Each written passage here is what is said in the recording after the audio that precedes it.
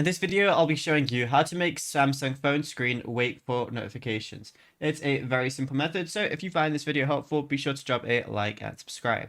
But anyways, getting into it, by default, Samsung prefers using the always on display or edge lighting to save battery.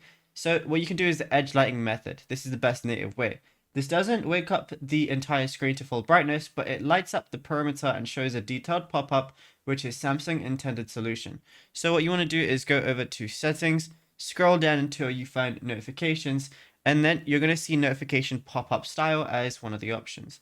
Go ahead and click on that and then select brief because edge lighting only works in brief mode. Then tap edge lighting style. And then when you see that, choose an effect like spotlight or echo as well. Once you go ahead and click on that.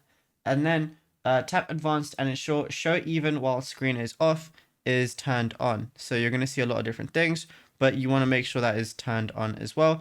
And then you should be good to go. You can add a lighting effect. So what we're going to do is, like I said, we can add anything, but we can go to advanced. We can change the duration as well to long if you wanted to, and we'll just have a basic one. And yeah, then you'll be good to go. Now, if you found this video helpful, be sure to drop a like and subscribe.